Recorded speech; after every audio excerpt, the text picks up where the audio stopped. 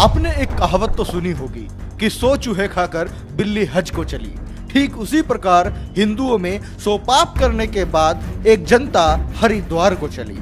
हरिद्वार, गंगा, ये ऐसे स्थान हैं हिंदुओं के लिए जहां उनकी ये मान्यता है कि अगर अपने जीवन में पाप करने के बाद हम वहां चले जाए या उस गंगा के पानी में डुबकी लगा लें तो हमारे पाप धुल जाएंगे, वह भगवान प्रसन्न हो जाएंगे। लेकिन वहीं पर कानून की शिक्षा लेने वाली पुलिस ने एक बैनर लगाया हुआ है जो कि इस वक्त आपके सामने है।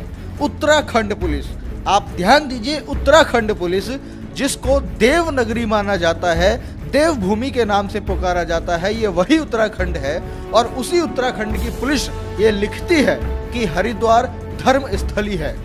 धर्म स्थल पर आकर किए गए पापों से कभी मुक्ति नहीं मिलती। ये सीधा सीधा वो पुलिस का लिखना है जो कि कानून पढ़ के वहां तक पहुंची है। अब वो कानून वाले एक बात और लिख सकते थे कि अगर पापों से मुक्ति हरिद्वार आने पर या गंगा में डुबकी लगाने पर पापों से मुक्ति मिल गई होती तो शायद इस देश में जेल, कानून, संविधान या फिर जज या हाई कोर्ट की जरूरत नहीं होती। और ना जाने क्यों ये बात इस देश के लोगों के दिमाग में क्यों नहीं आती है कि कैसे किसी एक जगह पर जाने के बाद या किसी एक पानी के अंदर नहाने के, डुबकी लगाने के बाद में कैसे आपके कुकर्म धुल सकते हैं, कैसे आपके कुकर्मों से आपको मुक्ति मिल सकती है।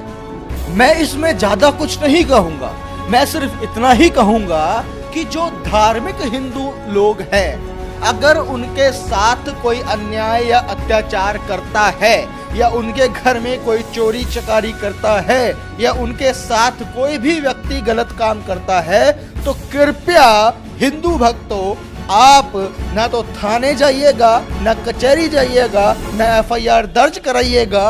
आप उस चोर को पकड़ के अपनी गंगा जी में ले जाकर नहला दीजिएगा, उसके भी पाप धुल जाएंगे और शायद आपकी भी समस्या का निवारण हो जाएगा। अब आप कहेंगे कि ये तो बेवकूफ़ों वाली बात हो गई। अरे तो भाई, मैं भी तो वही कह रहा हूँ, यही बेवकूफ़ों वाली बात इस देश के बहुत सारे लोग ढोकर चलते जा रहे हैं।